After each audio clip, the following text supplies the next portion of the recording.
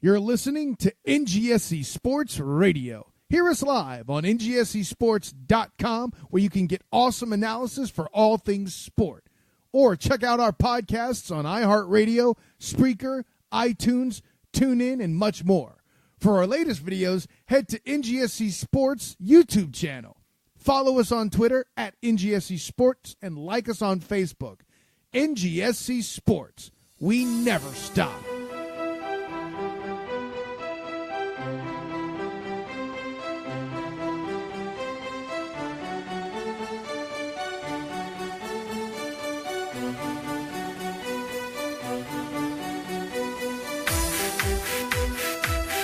I have to get up at like 3 o'clock on Friday morning and then fly and then have a full day at Disney. And now I had to do the damn game the night before at Northern Nash, which means, I'm not going to get home till like 10:30, 11 o'clock. Oh, wait. So you leave Saturday morning at 3 a.m.? No, I'll leave Friday morning at 3 a.m. Oh, wait. Okay. I was confused. Okay. Yeah. So you're doing the game Thursday night, flying out, leaving Friday morning. Oh, God. Okay. Yeah. So I'm already not looking forward to that. Oh, boy. Yeah, it's going to kind of suck. But, it's not like I blame Tony for anything. No, of course not. One of those, it's just kind of like one of those, damn it, this sucks. Yeah. And now it's like it has to be done, and I don't have an I'm in town, so I don't, quote, have an excuse not to do it. Right. Oh, my God. So instead, I just get to suffer. I didn't even think it was supposed to rain Friday, is it? I don't know. I haven't seen where it's supposed to rain. Oh, rain. Yeah, it does kind of look. Rain in the morning and evening, precipitation chance 71%. So, Jesus. Yeah. What? Yeah, Friday is about the... Well, hell, mine says 30% chance of rain on Friday. Yeah, mine even says 40% chance on Thursday, too. But it seems like it's coming in like at around... It seems like it's not coming in until like 11. So you should be out of Northern at least. Yeah. So that's going to be fun, and that's really going to make it really fun Fridays. Oh, yeah. Just all the Red Bulls. But, hey, what the hell? It's the life I lead. Yes. This is what happens when you lead an international mystery life. Seriously. Who am I going to blame? Because if I can't do it, no one can. That's actually true. And that's why you're here doing the A Foreign Affair podcast. Yes, I am. That's true. He is. Welcome, everyone, to episode 225 of the AFA Pod. I am Edward Green, joined by my colleague in crime, Wes Bradshaw, and we have an excellent episode for you today. Week 3 of the Premier League is done and dusted, and we are going to be recapping the games with a new segment this week that I like to call, What Are You Buying? What Are You Selling? Resident Evil 4 merchant, dude. You're too creepy. So we'll have that. We'll also talk very sparingly about the League Cup. And no, I still will not call it by its sponsor name because fuck it. We'll talk about the results in there before the final few Premier League teams join in the next round. Maybe we'll talk Champions League. Mention it very briefly since the draw is tomorrow once we record this. And then we'll do the Watch 4. And we'll be news and notes, of course, too. With not too much news and notes to get through this week. Just a little bit. So, with that, we'll get started. Of course, as always, the AFA pod is presented by NGSC Sports. NGSCsports.com. We never stop. Thankfully, for some of these teams, the matches did stop, though, this week. One of those would be Huddersfield versus Cardiff, which ended 0-0. And that's that. Elsewhere, Leicester with a comeback win against Southampton. Harry Maguire with a goal, a great goal in the 92nd minute. You can see why Manchester United really wanted him. Maybe the most notable moment of that match was Pierre-Emile Højbjerg getting a second yellow that got him sent off for what I would say is one of the worst cases of simulation I've ever seen in my life. I mean, we've seen the kings of La Liga dive on a consistent basis, but man, this one put all of theirs to shame. This was bad. This was really bad. So deserved loss for Southampton in that. I told you guys last week that every time Bournemouth and Everton play, it's always really spicy. Well, this was cherry spice this week. Everton struck twice in 10 minutes in the second half, thanks to Theo Walcott and Michael Keane scoring goals just before and after the hour mark. But then in a span of just a few minutes, Josh King hit a penalty and uncovered Nathan Ake. This is literally all he does. He's a defenseman who just scores goals. Level it up just 4 minutes later to get Bournemouth a vital point against the Toffees. We move to Sunday, where Watford continues its hot start with a 2-1 win over Crystal Palace. Pereira and Holobos with goals in that one. Zaha, who was hurt a little bit during that match, also picking up a goal in the 78th minute for Palace. And then finally, Fulham 4, Burnley 2. That's the Fulham we expected to see. Alexander Mitrovic, which with a 2-minute brace, super quick there to turn the game on its head from 1-1 to 3-1. And then Andre Schürrle, he is still alive. He had the finishing touches in the 83rd minute. Burnley in a little bit of trouble, but don't worry, they might be out of Europa soon enough. All right, so Wes, let's get into these matches we're going to discuss here and play a little what are you buying, what are you selling. We'll start at the 7:30 game on Saturday morning that kicked off the weekend. Their best result in the Premier League so far, by far, for Wolverhampton. Wolverhampton 1, Manchester City 1.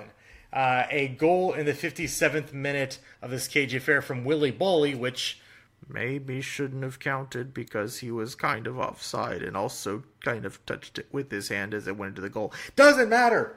1-0 up, go the Wolves. Nick Petrovic going nuts. And then 12 minutes later, though, he had to bring his nuts down just a little bit. Yes, we're not doing phrasing still.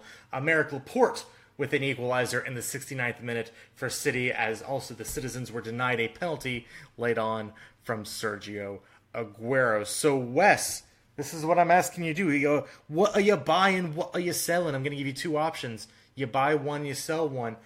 Option one, Man City, maybe just a little bit unlucky.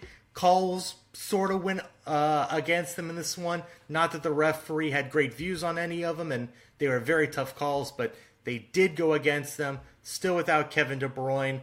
Wolverhampton with a big draw at home. And, the luck they had last year kind of ran out a little bit this year. Or option two, City, this is the first chink in their armor, and they are on pace to not have, obviously, as good a season as they did last year.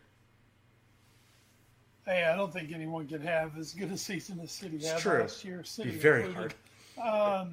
I'm more apt to actually buy Wolves here. Okay. And we talked about preseason. I think we were both fans of the Wolves project and what they have been able to accomplish thus far, and felt that they were able to come in and be in the mix to do some things in the league this season. And it's impressive that they come out and get, I believe, their first points of the season, and do it against the defending champions. They do it against Man City. So I'm more apt to buy Wolves here than to, think this is really a chink in the armor of Man City. Okay.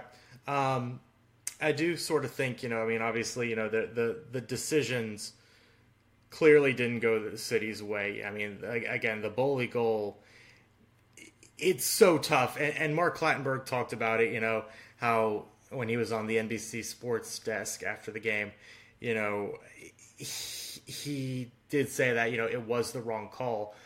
But also at the end of the day, it was in such a weird position that there was almost no way the officials could see it.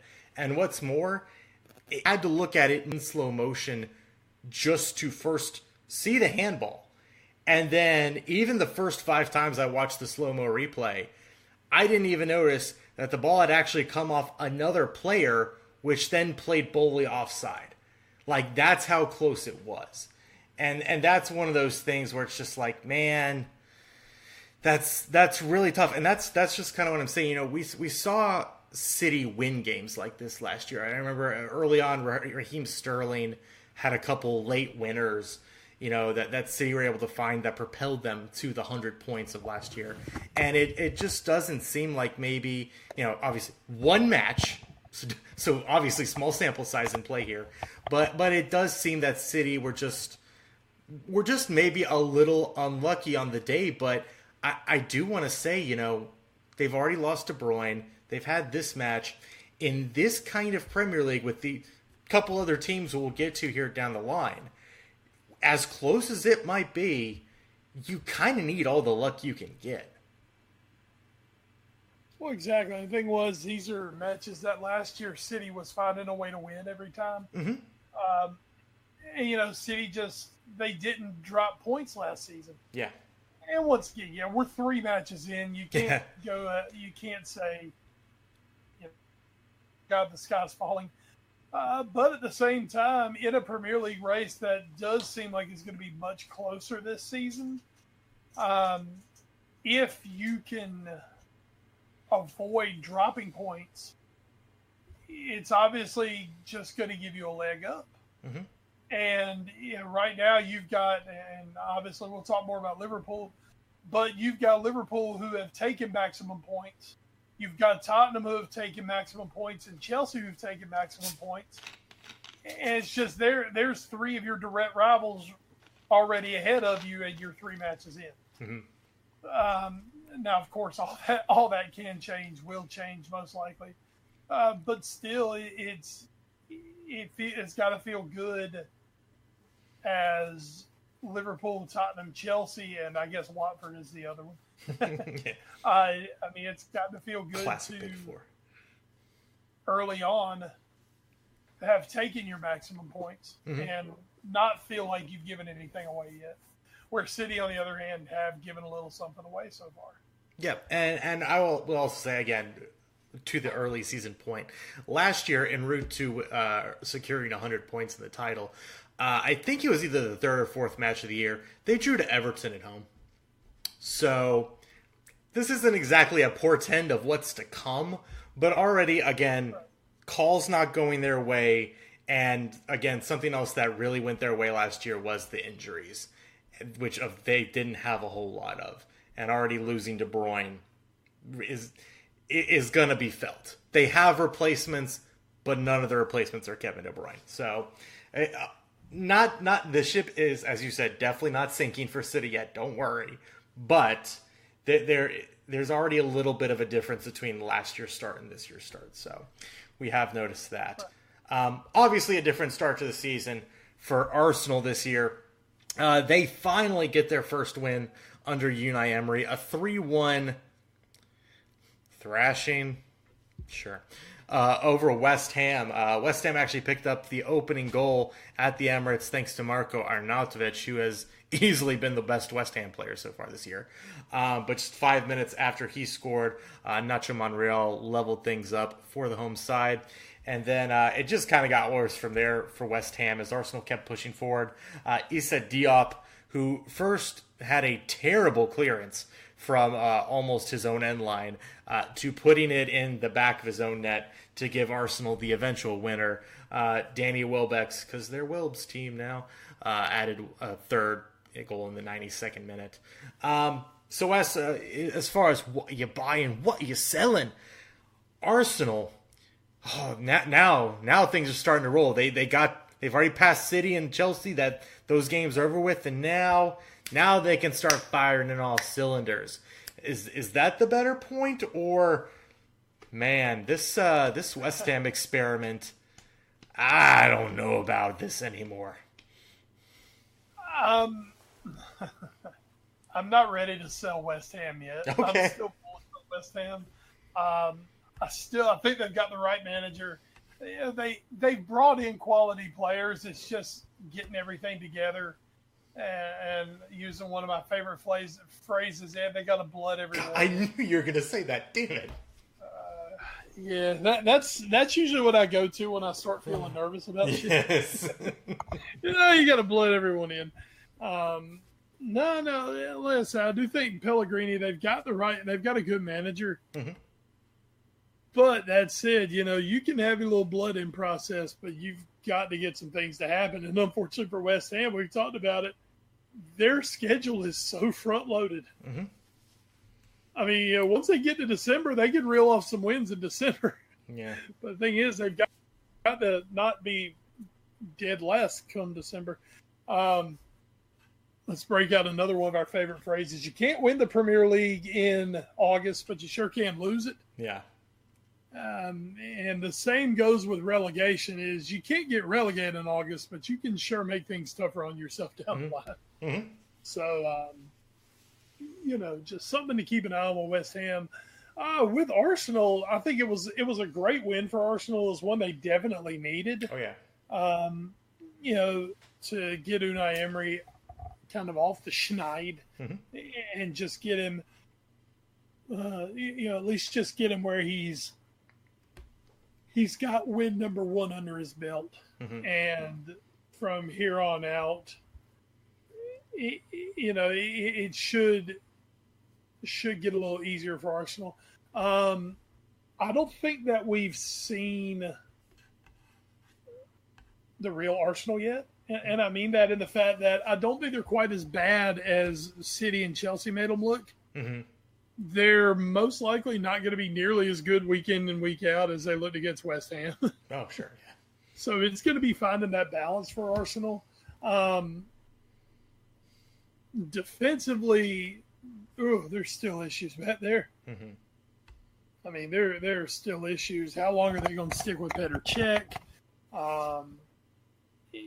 Where are we going to go with Mesut Ozil being your best player? I'll also say there's been a bit of a love fest in these first three matches with Matteo Guendouzi coming in, the teenager coming in from France. Let's pump the brakes on him just a little bit. I've seen a lot of talk on him and like how great he is and how hard he takes it. And it's funny because as I was reading these articles, it's something we always wanted from Arsenal is we wanted somebody who cared, kind of like Alexis Sanchez did a little bit. And that's why I hate to say this. I think he cares a little too much. I think somebody pointed out after the Chelsea match, he reacted like they had just lost the World Cup. And just, again, I was a baseball player. I didn't play soccer, just like football. But something that I was taught in baseball is you can't treat every game like it's Game 7 of the World Series, or else you'll go crazy and lose it. Same thing even in soccer, even though it's you have longer breaks than baseball, you can't treat every game like it's the final of the World Cup. If you're going to do that, especially on our Arsenal team that's going to take its lumps, you have to be able to rein it in just a little bit. Carrying's great, and it's great that finally somebody's showing it from Arsenal, but there's a balancing act you need to walk. So that would be my advice to the youngster. Well, the thing with Guendouzi, I mean, he's 19 years old. I mean, he's not going to be 20 until April. He's a kid. Mm-hmm. He's coming from a Ligue 2 squad. Wonderful. And this is his big move. This is his first big move of his career, his first big club. And he's coming in, and Unai Emery is trusting him to play. So, for the youngster, I'm going to give Guendouzi, I'm going to give him a pass. Just on the fact that, he's young and he's ultra excited. Mm-hmm. And, he's excited and willing to kill himself and ready to go play. As he matures as a player, he'll do better. He'll learn. I think he should learn how to carry himself at a big club. He should learn when to go and when to kind of sit back a little bit. I mean, right now it's youthful exuberance, and it's a kid who's come in and the fans have taken to him, which is great. because there obviously has been a history at Arsenal of them kind of eating their young at times. So I think I give the kid a little bit of a break there. I think he'll learn going forward. He'll learn how to better control emotions and how to play. But for Arsenal, to me, for a club that has been in such turmoil for a long time now and has been kind of devoid of any true passion, hey, the kid's got it. Okay. He's got to look to be one of those cult heroes, with the crazy hair and the mustache. I mean, he's just kind of got that look that, he's going to be noticed. And, I think it's better to be noticed for caring too much and playing too hard sometimes than for Mesut Ozil. Yeah, I will say just real quick because he also I think it was in the West Ham match. He made it was a great pass from I think just before the midfield line to about the 18-yard box to try and pick out. It might have been Ramsey or Ozil, and he didn't quite connect on it. Or he connected with it, but they weren't able to get a shot off. And he did like the pound the ground with the fist, drop to the knee thing.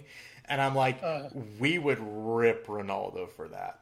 Like we would eviscerate him for showing up a teammate like that. And so and I get it. He's super young, and that's why I hope some of the older guys on the team, although not Mesut Ozil, kind of are able to rein him in just a little bit. Again, this can be infectious and can be a good thing.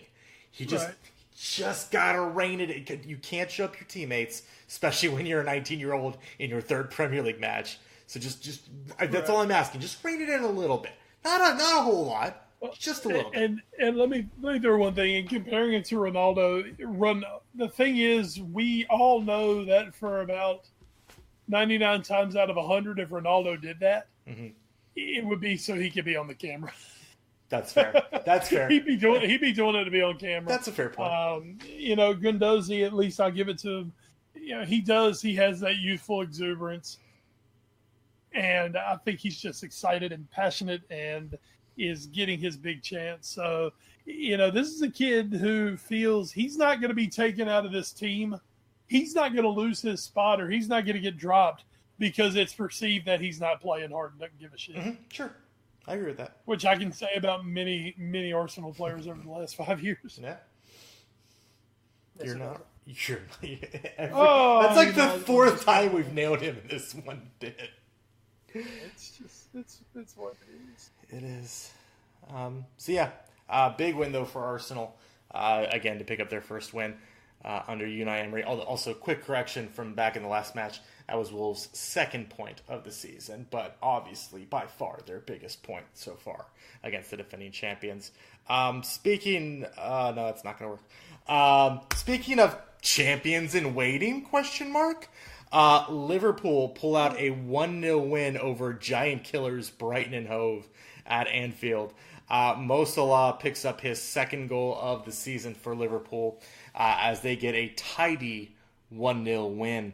And Wes, when I'm asking, what are you buying? What are you selling? Option one is Liverpool is going to win their Premier League on the backs of performances from Mo Salah, Roberto Firmino, and Sadio Mane. Option B is Liverpool is going to win the Premier League title on the back of their defense. What are you buying? What are you selling? I'm telling you, I'm not selling either of those, but I am buying the fact that you win the Premier League. You win the league based on what you can do defensively. We know Liverpool can score goals. Liverpool will score goals. That's going to happen. We know that's going to happen. There are people, they only scored 3 the last 2 weeks. Oh, shut up. Don't even start that shit. It's kind of like I heard someone say, maybe it was on Infield Rap, they said, the teams coming up on Liverpool's schedule, or those defenders kind of looking at each other like, well, Liverpool aren't firing on all cylinders, or they're looking at each other saying, oh, shit, I hope it doesn't click against us. Yeah. If we give up 5. I think Liverpool are going to score goals. That's no problem. That's never been the problem, especially under Jurgen Klopp. Has there been a problem scoring goals? It's been the problem has been at the back. And if you take a look at Liverpool's defense when Klopp showed up, as compared to it right now, I mean, it's pretty much totally been flipped. Right now, Van Dijk and Joe Gomez. Now this is through 3 matches. Don't get me wrong. I'm not calling them what I'm about to say, but through 3 matches, they've been the best center back duo in the Premier League. Not saying they are, but they have been for the first 3 matches. Alisson Becker, who has just given Liverpool so much stability at the back, and a lot of that, I mean, we haven't seen him have to do too much yet, but I think a lot of it's just belief. And the fact that Liverpool fans aren't now just holding their breath waiting for Loris Karius to shit something. Or waiting for Mignolet to weak wrist the shot and watch it go in. Now, that said, Becker already kind of has his little Brazilian quirks. Did you see how he chipped? Yeah. Was it Glenn Murray? He chipped. I don't think it was Glenn Murray. It was whoever else Brighton had up there, but he chipped him. Yeah. And we're all sitting here like, holy shit, he chipped him. If Karius had done that, I think at least 3 people would have died at Anfield that day. I think it would have been like sudden cardiac arrest. But with Becker, Klopp is able to come out and say, well, I've never had a Brazilian keeper before, so I guess I've got something to look forward to. But then you look at the fullbacks and Robertson and Trent Alexander-Arnold, and I mean, this is a Liverpool squad that they finally got steel at the back. And then you look at the way Wijnaldum started the season. You've got Jordan Henderson. You still got Fabinho to come. Liverpool have a lot more steel in that spine and at the back. Mm-hmm. And I think that's going to be the difference in them making a run at the Premier League title. Because once again, we know they're going to score goals. Mm-hmm. Well, Jesus, now, if you don't so much have to worry, we always worried about 3-3. I never worried about 0-0. I always worried about 3-3. But now I feel a 2-goal lead or a 3-goal lead at Liverpool, man, we're good. We've got this. It's locked up because we're good at the back. Because we're not shitting the bed at the back. Now that said, West Ham, Brighton Hove Albion, Crystal Palace, not top of the table teams here. You look at some of the other teams up at the top with us, Chelsea and Tottenham obviously being the big 2, also on 9 points. I mean, Chelsea have beaten Arsenal. Tottenham have obviously beaten United. So they've got a little more impressive resume. Liverpool's best look on their resume right now is they lead in goal differential, and they're the only team yet to give up a goal in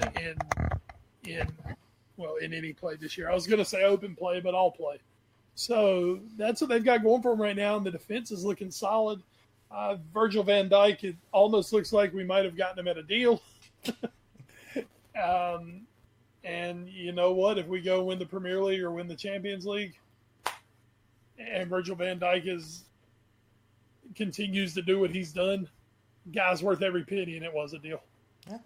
And I think it was kind of amazing. You talked about how great that defense is, and I agree with you. Joe Gomez and Virgil van Dijk has been an excellent center back partnership, and I think the most amazing thing about that is they've been doing it without one of the best center backs in the world in Dejan Lovren. I mean, that's insane that partnership is doing so well without him back there, being one of the best center backs in the world in Dejan Lovren. A Champions League finalist and a World Cup finalist in a matter of a few months, Ed. You scoff. I do. You scoff. Because it's funny.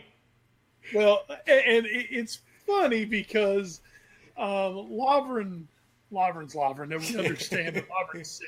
Lovren's one of those dudes. He says shit. That said, I will give him a little defense. Once again, since Van Dijk came over, Lovren's game really improved.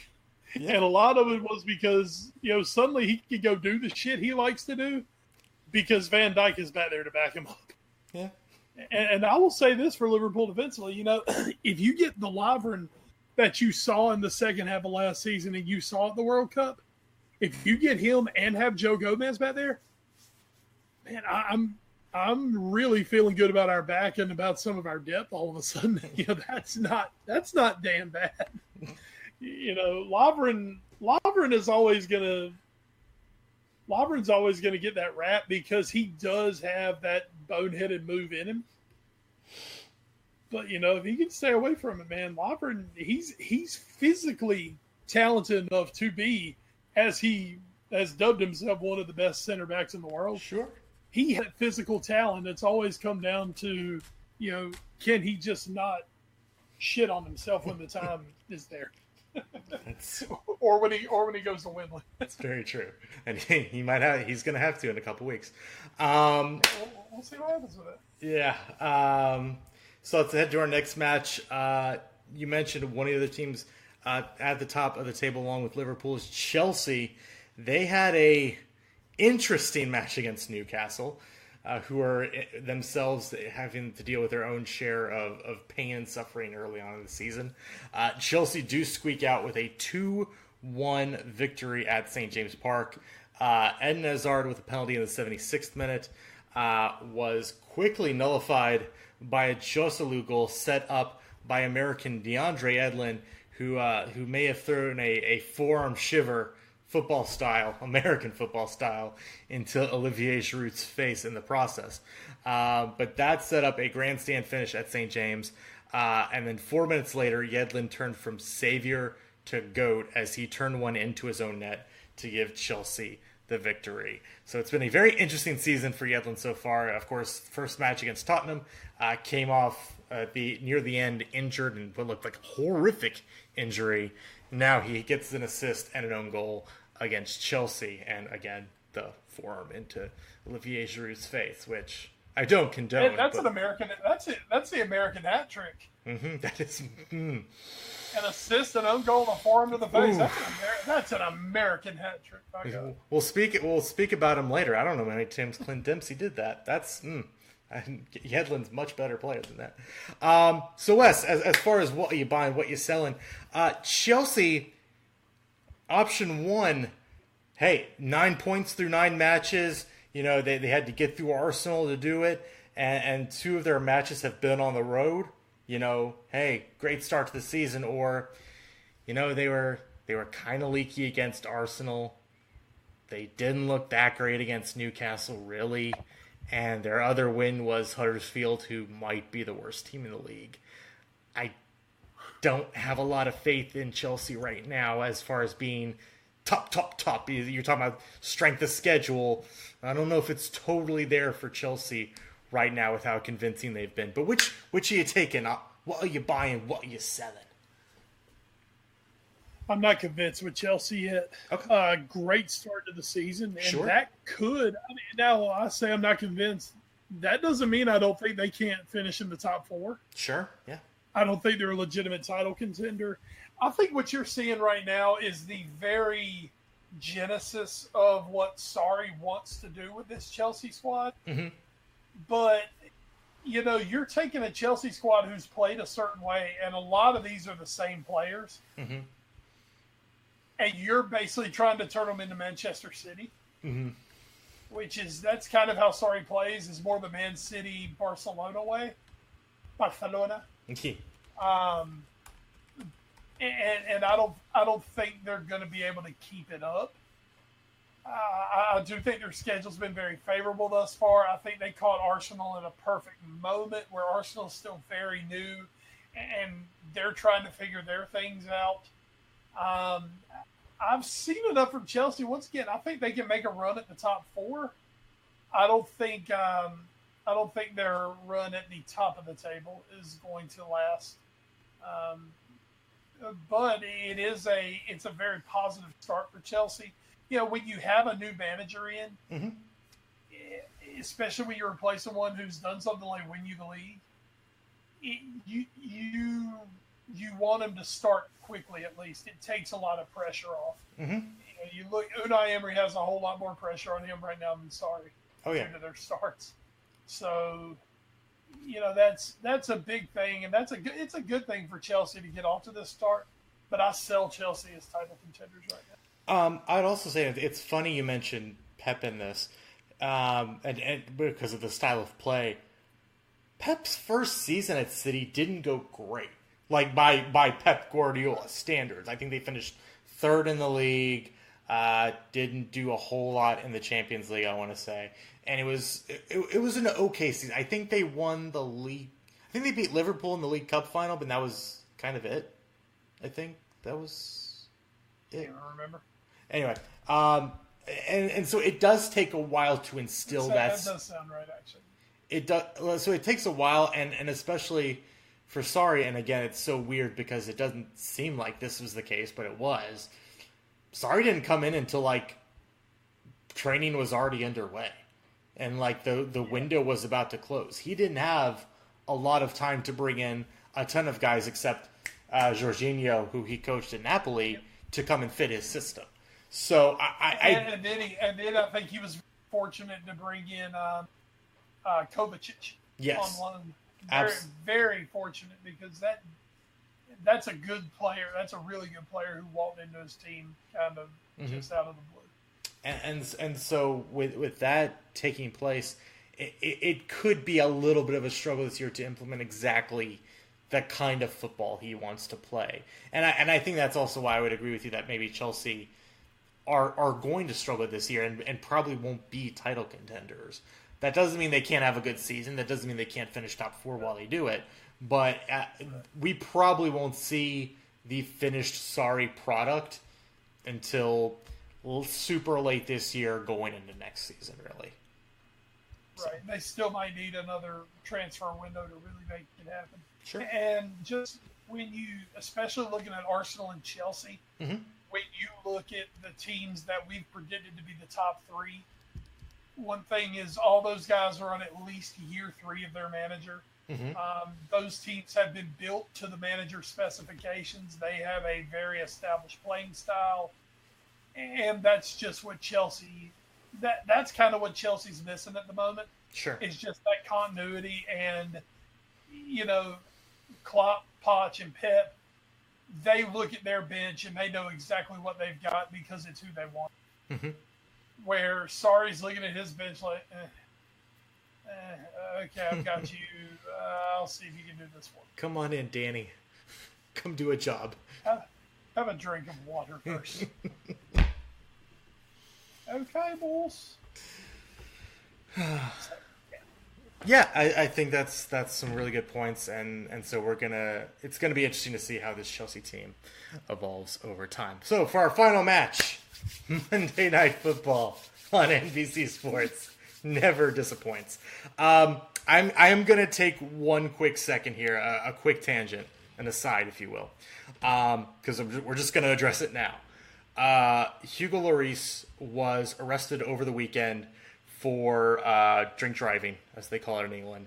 Nobody was hurt. No, nothing happened. He was just stopped and he blew over the limit.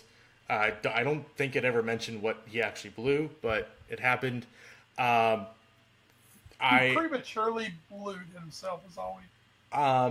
I was deeply disappointed in him. I thought he was smarter than that. I thought he was better than that. And I was deeply disappointed in the news.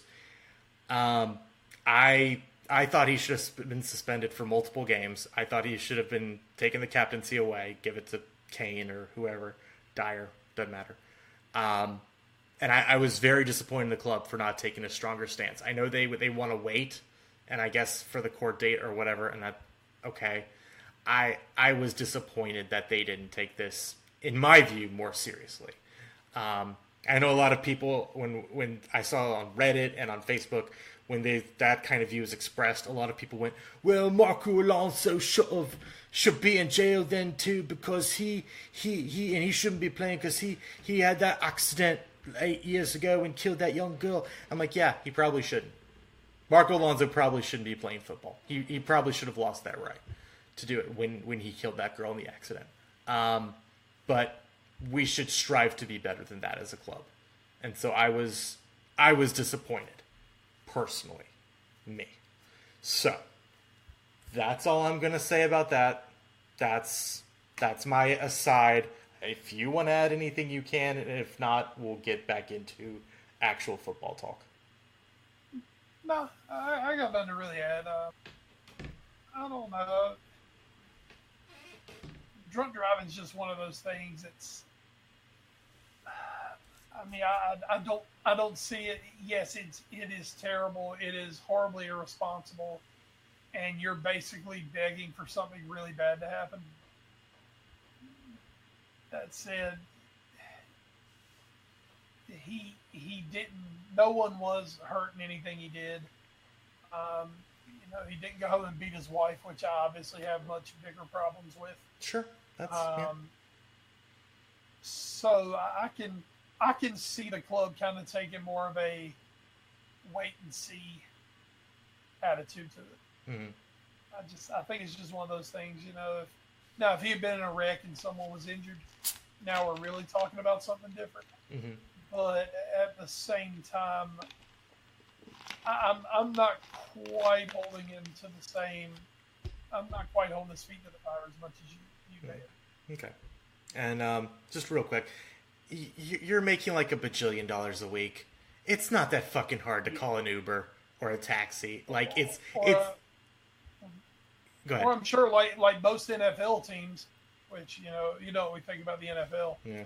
But one thing NFL teams offer is basically their players at the beginning of a season are given a card, and that card is hey, if you go out and have too much to drink and party too much, here is a car service that we're paying for. Mm-hmm. Yeah. Call the car service and they'll come pick you up. Mm-hmm. I've almost got to think that, professional football is, I would guess they're somewhat like that, or the fact that once again, just get a car service. Yeah. It's not that hard. I mean, Roberto Firmino had the same thing happen to him last year or the year before. I can't remember. I mean, it's just, it shows a complete lack of good judgment. Mm-hmm. Firmino and now, Lloris, both lucky not to have done something much worse. Sure. Put it that way. All right. Well, but yeah, just like you said, call off like an Uber. Yeah. Hell, you guys can afford the Uber Black. Yeah. Whatever. Yeah, Uber Black. I mean, Jesus. Yeah. So that's we'll move on from that, and now we will get into the actual match, which is much more enjoyable and pleasing to talk about, especially for me being a Tottenham fan, and for Wes being a United hater. So this is great. Sir, I'm just a Liverpool fan. Hating you, it rolls right into just being a Liverpool fan. Well, he banished the demons last week by actually scoring in August, and now Harry Kane has not only scored in August again, but he has also now scored his first goal at Old Trafford with a great header in the 50th minute, basically as close to a fadeaway shot as you're going to get in the Premier League. On his being pushed back kind of by Phil Jones, great center back he is, in the box. Kane headed it from probably a good 12 yards out into De Gea's net, and Tottenham was off to the races. Lucas Moura, hey, who needs new signings when you have Lucas Moura? Picked up a goal just 2 minutes later on a great pass from Christian Eriksen that effectively sealed the deal. But then Lucas Moura, not content with just one goal, but picked up a second 6 minutes from time as a great one-on-one effort where he beat Smalling after a good pass from Kane, and then he was one-on-one with De Gea, and he coolly finished for Tottenham's third. A famous win, I believe their third in Premier League history for Tottenham Hotspur at Old Trafford. And Wes, the United had chances. Danny Rose, who's back in the fold, made a terrible back pass straight to Romelu Lukaku, who then rounded Hugo Lloris and then couldn't find the net. So that was a big moment in the match. United had a couple more chances, took 0 of them, and then so that was already strange enough. It was a weird match, but Tottenham definitely deserving of the 3-0 win and all 3 points. But then, Ed, the real talking point is what happened after the match. You know, if you listen to the media, it's kind of like, oh, yeah, we forgot Tottenham played in the match, too. Yeah, and don't worry, we will get to that in a little bit, but I remember I was watching at work, and it's like, okay, you know, because it was almost 5 o'clock, which is when I finish up for the day, and I'm like, man, I kind of want to go ahead and get home, but, you know, we just won at Old Trafford. I want to stay and watch, because I want to watch Poch give everybody a hug, like he always does when we get big wins, and I just want to see everybody be excited, and, you know, big win at Old Trafford. And I'm watching, then I see, you know, Pochettino make his way to the fans, give him a little clap, head on. And I see Josie. He starts to walk to the fans. I'm like, United fans. And he starts the ones that were left. Yeah. He starts clapping. And clapping some more. Just standing there clapping for a good 45 seconds, I'd say. And then heads into the tunnel. I think he even got a scarf from somebody. And then head into the tunnel. And that was weird enough. And I was already thinking, oh man, he has the look of somebody who might be a dead man walking. And even that was the mozzarella sticks. I know. This 3-course meal. It's the game was the mozz sticks, that was the salad, and now comes the meat and potatoes, which was the press conference after, which then became 3-0. What was the score? 3-0. Okay, 3-0. I have 3 Premier League titles, more than anyone else in the league, which, by the way, as a couple people pointed out on Twitter, you know he's been hanging on to that a lot because that only became true once Arsene Wenger left. 3-0. Because at this point, for your 3 Premier League titles, that and $5 is buying you a happy. It's true. Congratulations. And then he pulled, God rest her soul, the Aretha Franklin, and asked for RESPECT as he marched out of the press conference. A very testy affair. If he had spelled it out, I think I would have been everything. That would have been the ice cream sundae to end it all. Oh my goodness. So Wes, we're going to talk a lot about Josie, obviously, but as far as the match goes, what are you buying? What are you buying? What are you selling? Tottenham, famous win at Old Trafford, 3-0, 9 points out of 9. 1 goal differential back of Liverpool in second place. Tottenham have taken another step forward in their march towards, I want to say relevancy, but I mean it in a nicer way than that. Or, Man United, oof, they're in a spot of bother now. I think I've said this already for another one. I'm kind of taking both here because for Tottenham, it was a great statement. Mm-hmm. Also, it was the coming out party for, you know, they famously did not buy anyone in the summer, mm-hmm. but they kind of under the radar signed a really good player last winter who they were trying to acclimate into the team, mm-hmm. and this was kind of the coming out party for Lucas Moura. Also, if I may interject just one thing real quick. Go right, absolutely go right ahead. Because I mentioned this to Arlo White on Twitter when he was talking about, you know, the comparisons between Josie bitching about how he wasn't really able to bring in anybody, which he did bring in Fred and I think one other player, and compared it to Tottenham, who brought in literally nobody, and how that was seen as also kind of a panicking situation when Tottenham brought in nobody, because no team doesn't just sign nobody during a transfer window. But I mentioned this to him, and he agreed. One thing I think that was driving a lot of the panic was it became a sort of accepted truth that Tottenham was going to lose multiple, if not at least one, of Toby Alderweireld, Danny Rose, and Moussa Dembele during the summer transfer window. And then none of them left.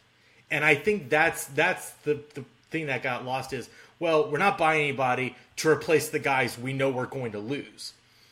But if you don't lose those guys, it's still weird, but it becomes more understandable. It's like we like to call it, it's a salty run back where, no, our team's great. Let's just run it again. No, we'll be even better this year. Let's just run back the same guys with this Lucas Moura guy we brought in last year. It's going to be great. So that's what I would interject. In addition to Lucas Moura coming in and already making a statement in the Premier League, keeping those guys. Alderweireld had a great game against United and looks to be rejuvenated at Spurs. And Danny Rose, besides that fuck up, looked really good as well in his time. The way I've kind of come around to see what Spurs did in the offseason, we know that Daniel Levy go out and spend money for the sake of spending money guy anyway. Spurs, people want to sit there and say, well, what the hell did they do all Sunday and do shit? Spurs were obviously out in the market. They were looking with the squad Spurs had. It was going to take near world record money to really improve on any position. And I don't think Spurs felt they needed to improve on any position. Now, yes, when you get to depth, of course, they would have liked to add some depth. But I think at the same time, Daniel Levy had to be looking at it like, I don't have the first Bank of Abu Dhabi here to just fund whatever I want to do. If I can find proper value for depth, I will go and get it. Apparently, they just never found proper value anywhere. They were in on Jack Grealish. Oh, yeah. And Grealish would have been a nice player for them to bring in another attacking midfielder. But, the price was so ridiculous for a guy who's never played a top-flight match. Yeah. Or maybe he did when he was like 17, but Yeah. And it's tough now for English squads, especially the top English squads, to find that value because everybody knows you have money. A, you got the TV money. B, you've got some money because you're a team that traditionally has some money, and C, you got that Champions League money. So no one's giving Tottenham a break. Like no one's giving Liverpool a break anymore. Obviously, no one's giving United a break anymore. We hear about it every day. But for Tottenham, and just to get off my Tottenham soapbox real quick, through 3 matches, I still feel it would have helped for them to bring somebody in. For Tottenham, it's going to be how do they respond if and when the injuries do come, because that's where not doing any summer business could come back to haunt. It's not in match 3 when everybody's healthy. This isn't the time of year that depth is doing anything to you. It's when you're playing 10 matches in a month because you've got cup matches plus Champions League plus Premier League. So that's when we're really going to see what the summer did or did not do for Tottenham. But right now, Tottenham have as good a starting 11 as anyone in this league. Tottenham, Liverpool, City, I think are head and shoulders above everybody else. They should be your nailed-on top 3. Crazy shit can happen, don't get me wrong, but just when you start looking, especially starting 11, and then the manager and the stability, obviously Tottenham are right there with Liverpool, City. We'll see now with all 3 of those teams. City can absorb the injuries the most. For Liverpool and Tottenham, it's going to be, can you keep your big guns healthy and firing all year? Because, we've seen in the past, Harry Kane usually has a good 6-week injury in him somewhere. Well, let's call it a 4-week injury. Yeah. Harry Kane usually likes to miss a month and then a week or 2 here and there. For Liverpool last year, they remained incredibly healthy the entire season. So for Tottenham, it's going to be health and just keeping those key players healthy. So Tottenham, I'm buying Tottenham. Great win. It is one that can fire you forward, even if you're looking at United going, well, United are a fucking grease fire. Still, there is something to winning at Old Trafford, and not only winning, but pretty much dominating. Even though, as Josie liked to point out, technically they were very good. Yeah. They did everything they wanted to do technically. They just... Yeah. Which is more of that, delicious baked Alaska at the post-game show. So now let's get over to United. Let's talk about United. The train keeps it rolling. Yeah. and I still don't think they found the traction. This is, oh my God, this is a delicious disaster. And I sent you a text jokingly saying, will Mourinho see out August? Mm-hmm. I believe he will, don't get me wrong. But as I've heard someone say, he may have one loss left. Yeah. Yeah. And if it comes up this weekend, I mean, this, of course, the weekend coming up, as I mentioned, you play this weekend and then the international break. Mm-hmm. If United go and lose this week. At Burnley, by the way. At Burnley, who has not started the season off well at all. No. If you go and lose at Burnley, that's going to be 3 losses in 4 matches. You can only, and coming off this rant at his previous press conference, all the press that's been going on this season, I don't know. I don't know. A report's come out that Zidane is interested if the job comes open. But, it's kind of like someone said, if you get Mourinho, I mean, this is Man United we're talking about.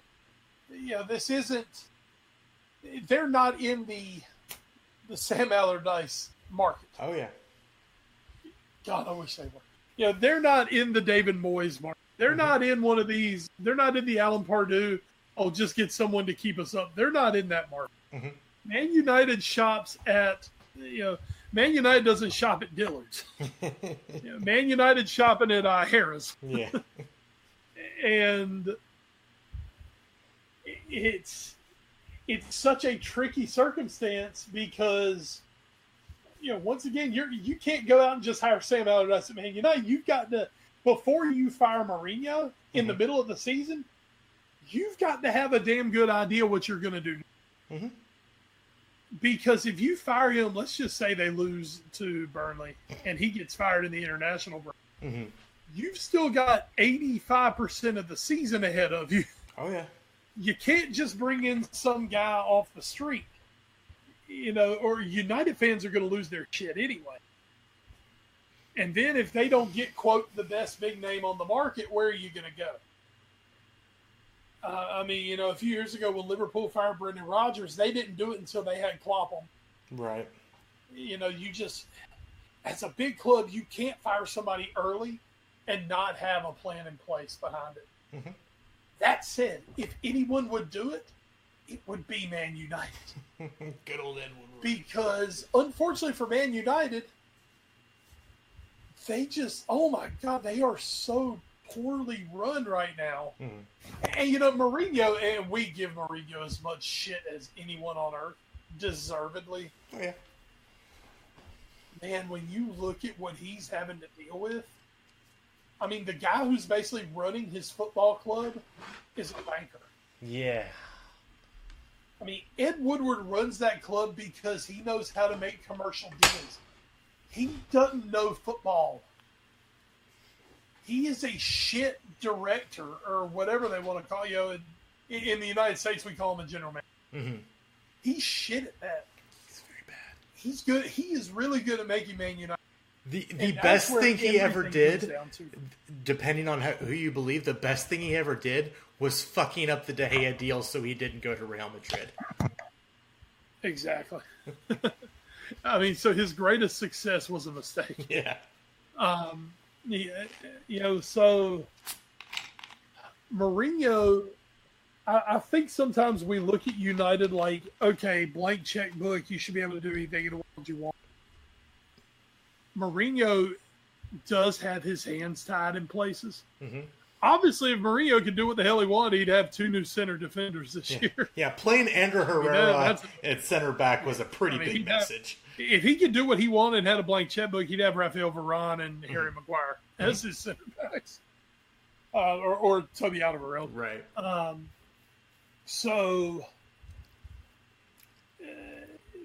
That's where you've gotten to look into the damn mindset of Jose Mourinho. Mm-hmm. What is his end game here?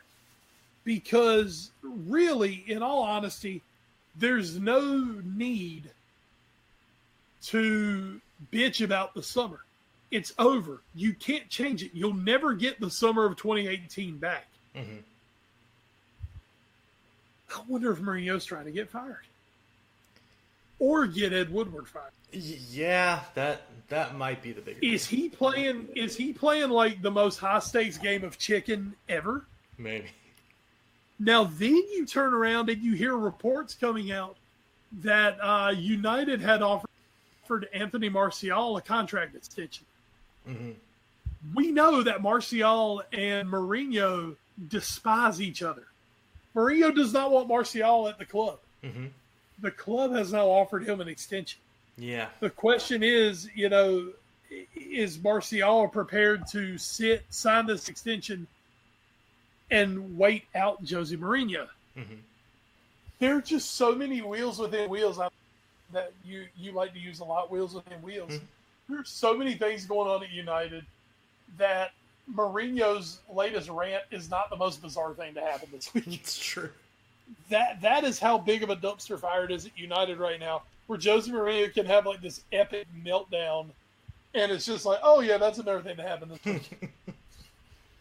So United are, once again, you can't win the Prem in August, but by God, you can take yourself out of title contention. Oh yeah. And I think United are away from being completely out of the title race. And I just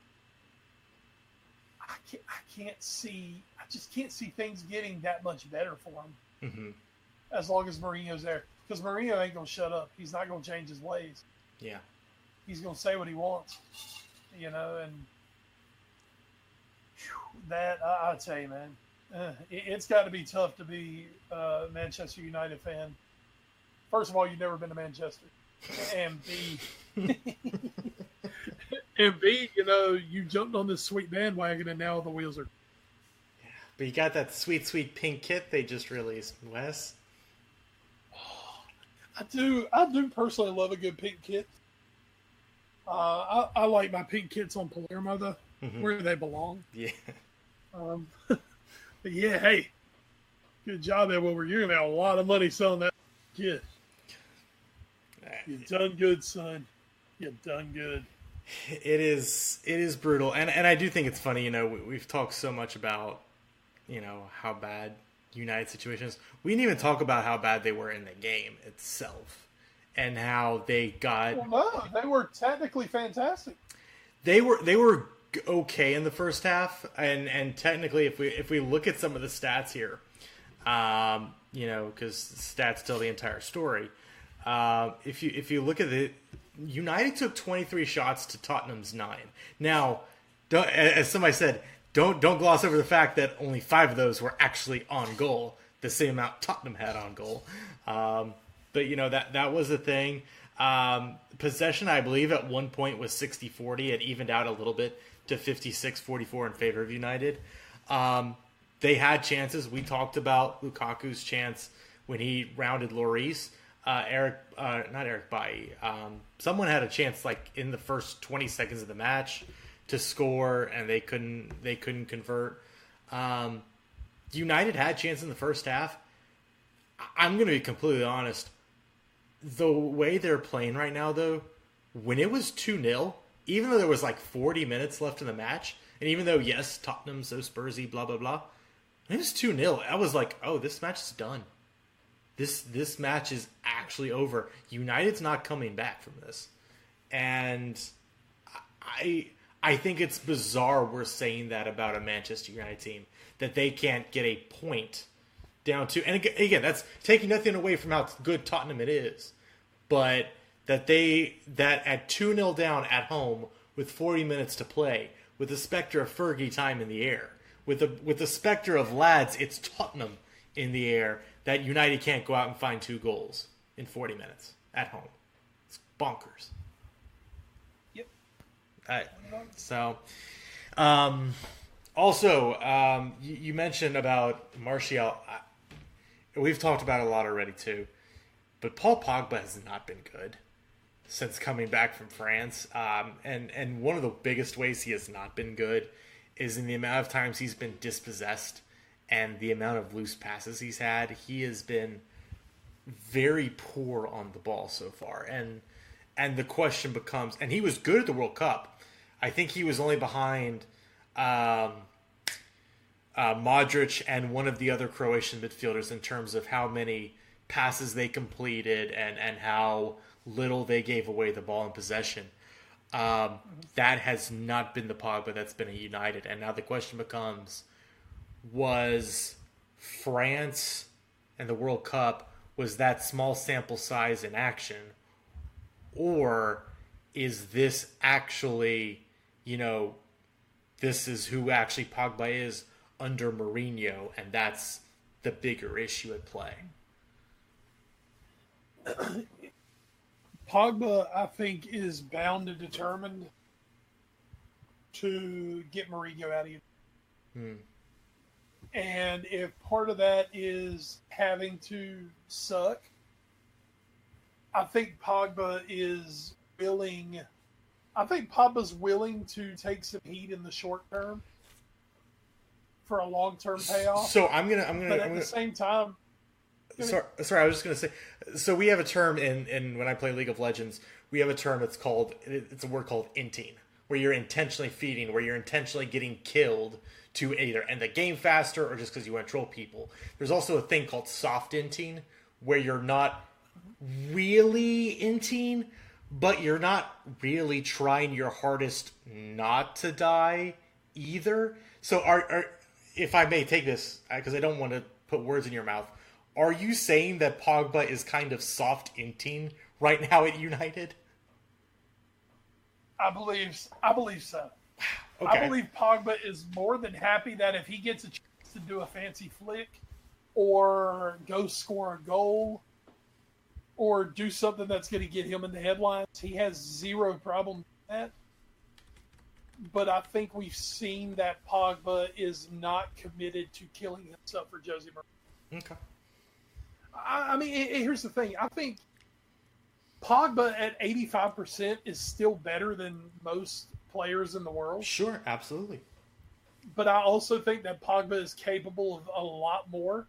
I think Pogba realizes he's capable of a lot more. But I think at this point, he also realizes that, if he takes that next step, then that's something that could keep Mourinho around. Mm-hmm. So, I mean, I don't think Pogba's, as you said, Inting, or I don't think Pogba's like match fixing or anything. Right, don't get me wrong. But I don't think that Pogba is. I don't think Pogba's given everything he has. Yeah, he's soft Inting. Yeah. Wow. Yeah. Okay. And here's the thing: as a Liverpool fan, I'm caught in like this massive catch-22, where, as someone who also can't stand Jose Mourinho, it's like I'm dying to see Mourinho get fired, just for the comedy aspect of it. But at the same time, I'm terrified that if Mourinho goes, they could bring in someone who could really get United to play well. Yeah. It's kind of like the catch-22 that was the De Gea situation. Mm-hmm. In the long run, yes, it would have been great to get De Gea the hell out of United. But then the fact that United fucked that up so bad was just hilarious. Yes, it was. So it comes down to, do I want to just mock United and Mourinho, or do I want to continue this like horrible thing that's going on? It's almost like I need United to like rip off a couple of really unconvincing wins.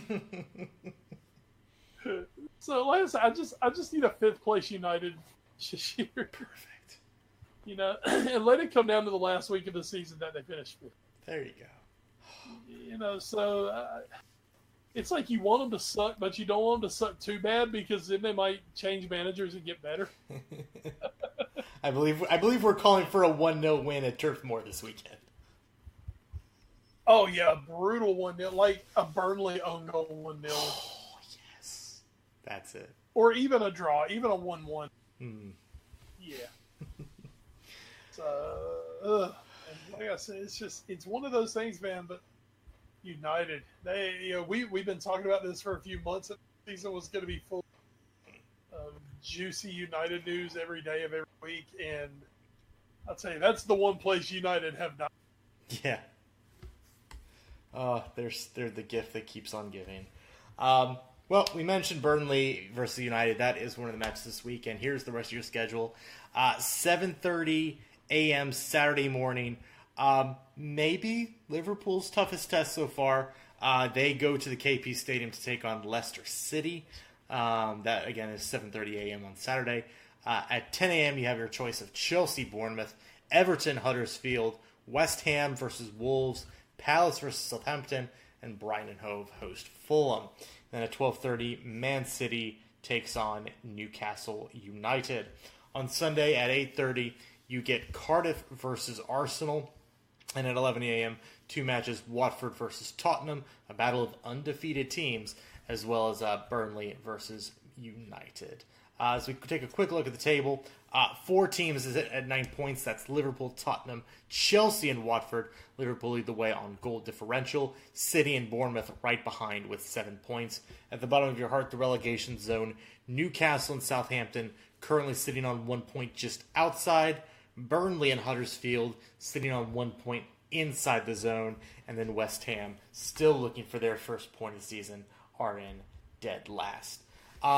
Quick look at the League Cup. The only teams to lose so far, the only Premier League teams to lose so far, were, as I take a quick perusal, Huddersfield, rough start to their season. They lost 2-0 at Stoke. Brighton and Hove lost 1-0, but that was to Southampton, who was also a Premier League team. Cardiff loses 3-1 at home to Championship side Norwich. And Newcastle, they lose 3-1 at Nottingham Forest. And Wes, this is all I kind of want to talk about the League Cup, as we'll have the third round draw where the other 7 Premier League teams will join will happen. Everton won. Yay, Everton. They beat Rotherham. Real quick, though, the only thing I want to talk about the League Cup is Newcastle have been bad this year. And I mentioned last week, and you smartly talked me down from this, but that Rafa Benitez could be the answer at Manchester United. I'm not saying Benitez is going to go to Manchester United, but low-key, how long is Rafa going to last at Newcastle right now? Rafa, as long as they don't go off the deep end, because Rafa's right on that border of being an elite man. Mm-hmm. And Newcastle know they can't find anyone better than. That's true. I mean, that's the thing, and Rafa's still showing up. It's just, God, they stink. Yeah. But that's it. You can't blame Rafa when he's like, I need players. He get him in. I agree with that. I do agree with that. Yeah, so I think Rafa's in a place where the Newcastle fans absolutely love him. Mm-hmm. And as bad as the management is in that sport, mm-hmm. even they realize, shit, we're not doing this. Okay. So I think Rafa's fine. All right. Well, we'll keep track on his tenure at Newcastle as the season progresses. Again, Champions League draw is happening, I don't know, in like 6 hours or something from when we're recording this podcast. Liverpool, I believe, is in pot 3 after Benfica won today. So that is how that will go. Tottenham and I think United are in pot 2, and then City is in pot 1. The Europa League draw for Chelsea and Arsenal will be on Friday. And then, because Burnley, who is currently, I believe, 3-1 down to Olympiacos, is in a lot of trouble and might be exiting the competition very soon. Just real quick, pot 1, Real Madrid, Atletico, Bayern, Barcelona, Juventus, PSG, Man City, and Lokomotiv Moscow. Pot 2 is Dortmund, Porto, United, Shakhtar, Benfica, Napoli, Tottenham, and Roma. Pot 3 is Liverpool, Schalke Null Fear, as I know they're now called, Lyon, Monaco, Ajax, CSK Moscow, PSV Eindhoven, and Valencia. And then pot 4, Victoria Pilsen, Bruges, Galatasaray, the Young Boys, Inter, Hoffenheim, Red Star Belgrade, and Athens. So, Wes, it's a strong group this year. I feel very, very strong. I mean, always the Champions League is strong. But, and I know you mentioned this, but Liverpool do have the chance to be in a very tough draw because they're in pot 3. But I know also they're not afraid of that. So it is a little of each side. I think there are more teams in pot 2 and pot 1 that are going to look and be like, oh shit, we got Liverpool. Are you serious? Yeah. I think then you're going to be Liverpool. Oh, dude, but I can't believe. It really comes off the back of last year where, I mean, we've seen what Klopp can do in Europe, and now he's got a team better. Yeah. And okay, well, we happen to be in pot 3, but I don't think Liverpool fear anyone. I mean, if you give them Real and Dortmund, I think they're going to sit there and be like, all right, cool. You mean the Tottenham group from last year? Yeah, basically. I mean, they're going to look at Real and be like, all right, get ready. We're coming at you. I think Liverpool would. You low key want Real Madrid in your group, don't you? I do low key want Real Madrid in my group. I want those motherfuckers like it's going out of style. I want Lovren back for that match, and I want Lovren to break Sergio Ramos' leg. You know what I want. Yes, I do low key. I want. Oh, well. I think there's gonna be 2 teams ahead of Liverpool in their group that are going, oh, damn it. Mm-hmm. More than it's gonna be Liverpool looking up going, damn it. You know what I think if I had to pick a group, I'm not gonna pick out of pot 4 because I mean beyond like Inter, I don't really know that much about the pot 4 teams.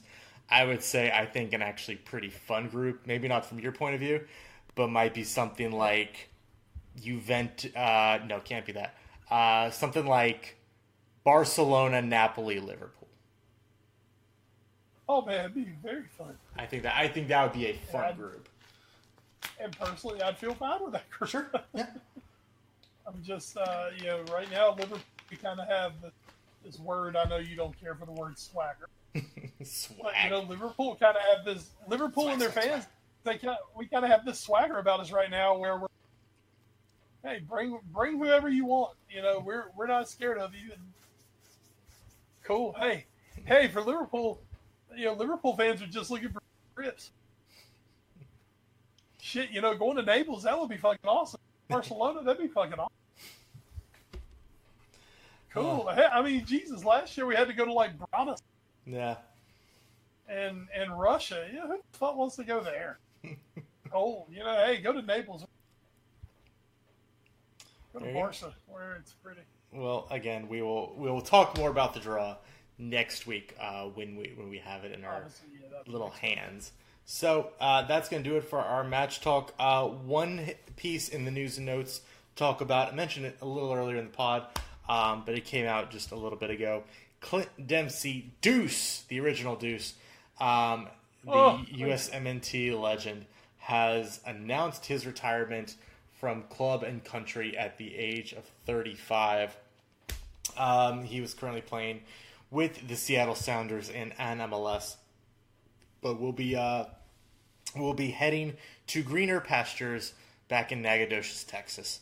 Of course, he also played for Fulham and Tottenham in the Premier League, scored a great goal against Manchester United. Very appropriate then that we're talking about this now.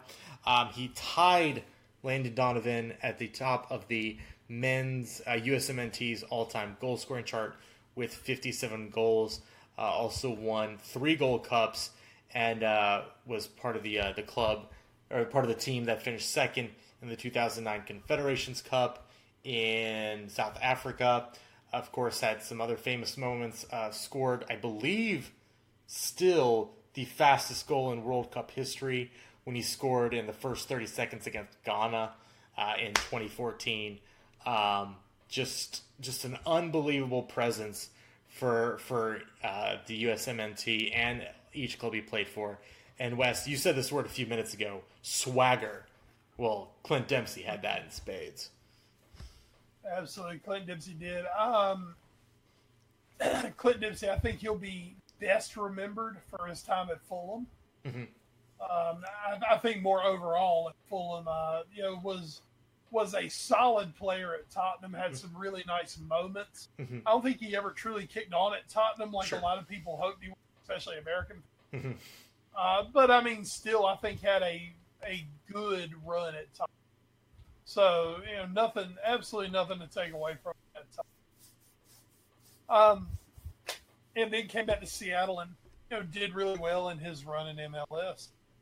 I think he's mostly going to be most fondly remembered, though, as kind of the talisman of the USMNT. Sure, yeah. And he was one of those guys who, when he pulled on the American shirt game, it was already a good player, but his game improved when he pulled on that shirt. And great servant for the United States, and will be very fondly remembered by US. Yeah, absolutely. And will always be remembered by me, the guy that basically traded Jordan. Boy. That almost went down. Almost. So happy trails, Clint Dempsey. We like you a lot more than Landon Donovan. So with that, Wes, we are going to head to the watch for. Wes, what are you watching in the week that was or the week that will be? Dude, I'm having terrible luck with like my favorite shows. Oh no, what else? Well, Trial and Error just ended on a fantastic two-parter. I mean, it was so fun. It was such a good ending to it. Mm-hmm. And now I'm getting word that they're not going to redo Trial and Error. Oh no. For a third season. And I mean, that show's so funny, man. It's so witty. It's so smart. They basically parody the true crime stuff. Yeah. I mean, it's so, and a lot of it actually is a lot of their kind of gags they've gotten were based from the Scott Peterson case, which has a nice little North Carolina touch to it. Of course, East Peck is in the state of South Carolina, so, as is the other Pecks all around. Just such a funny show. NBC, I don't think, a lot of networks sometimes I don't think they really realize what they have. But I mean, you look at the show; it's Rotten Tomato score like over 90%. Mm-hmm. I mean, it's people who watch it love it. It's kind of like we've had other shows like this. People who watch it absolutely love it. It's just for some reason they put it on like a shit summer time slot, and they can't figure out why they don't get big numbers on it. So because you put in the summer, you dipshits. Oh Jesus!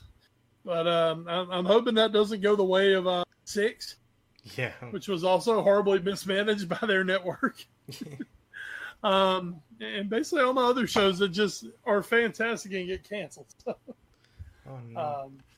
On to some good news, folks. Next week is premiere weeks. I'm looking forward to Mayans and The Purge. And then the week after that will be the kickoff of Apocalypse from American Horror Story. So my DVR is about to start filling up.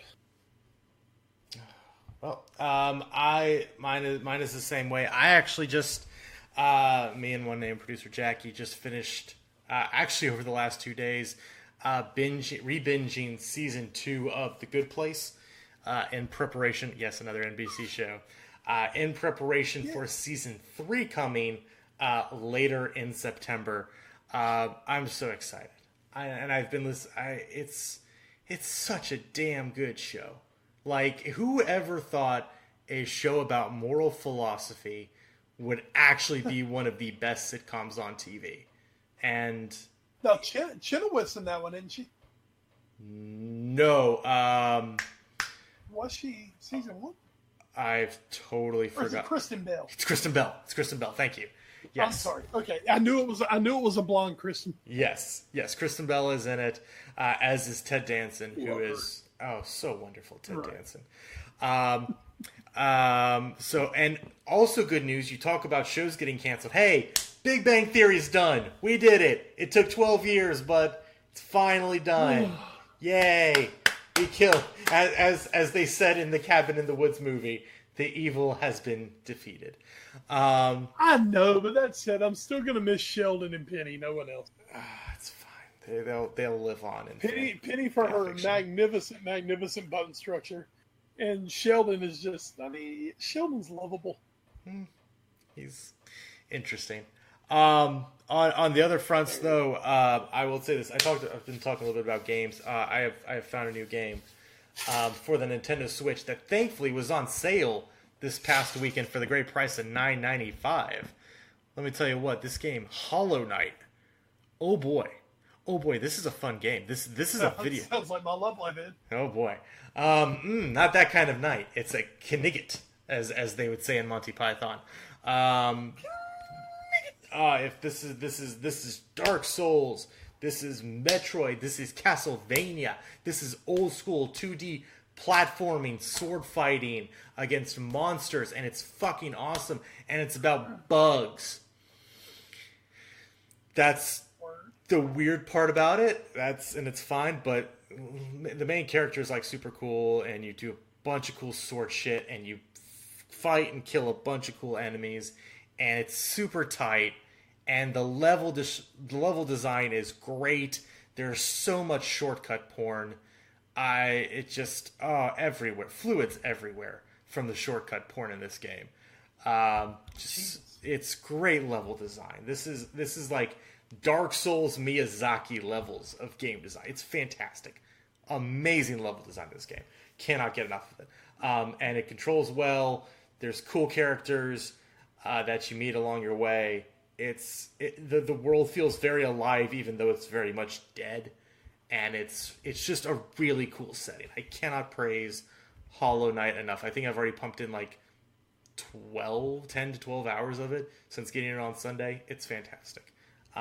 Great game. Great game. And that is what I have been watching. So that's going to bring us to So Raw. But Wes, you've been running out of time, so you don't have anything for us this week. And that's fine.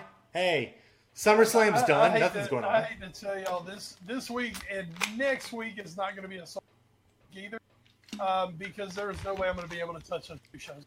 Yeah, that's fine.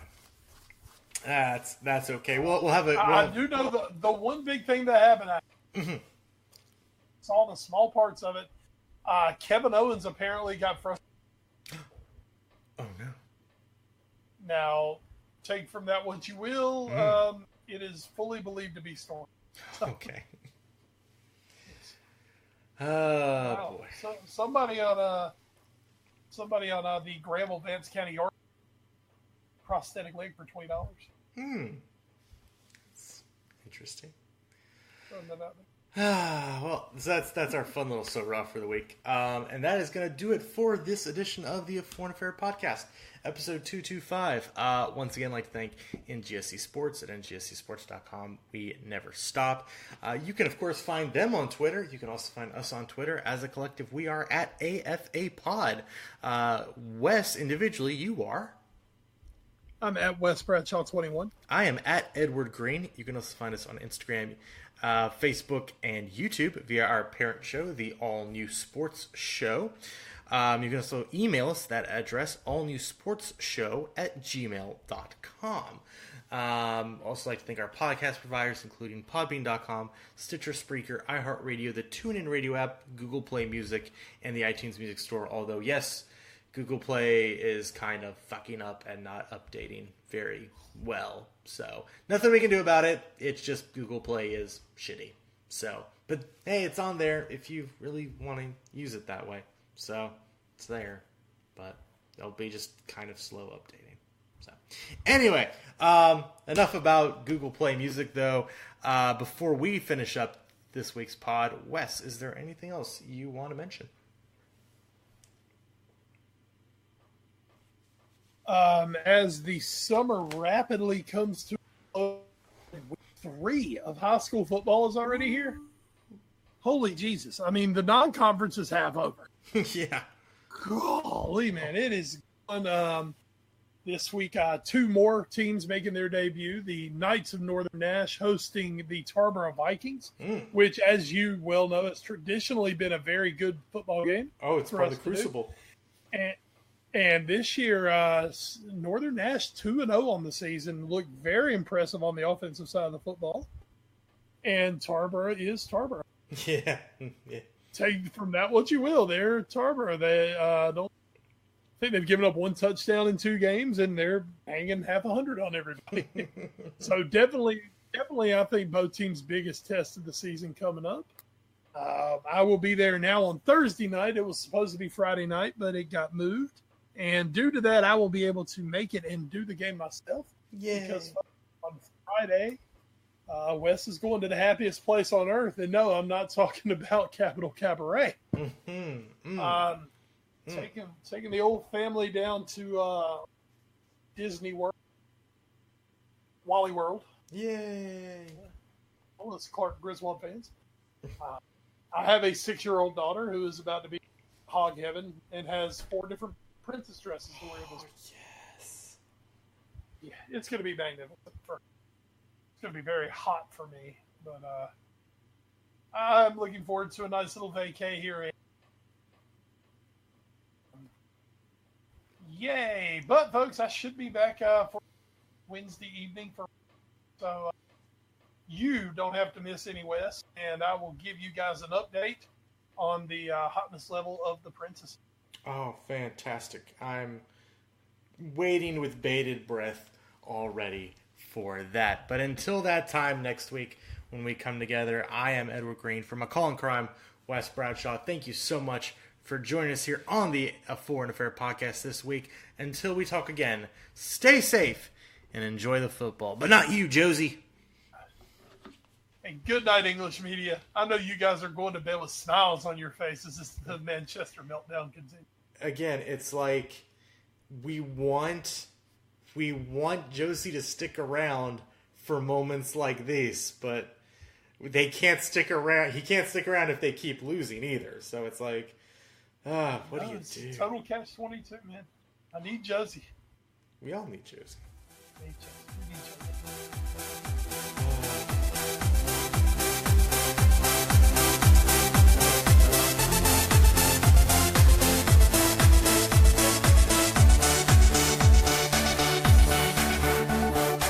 You're listening to NGSC Sports Radio. Hear us live on NGSCSports.com, where you can get awesome analysis for all things sport. Or check out our podcasts on iHeartRadio, Spreaker, iTunes, TuneIn, and much more. For our latest videos, head to NGSC Sports YouTube channel. Follow us on Twitter at NGSC Sports and like us on Facebook. NGSC Sports. We never stop.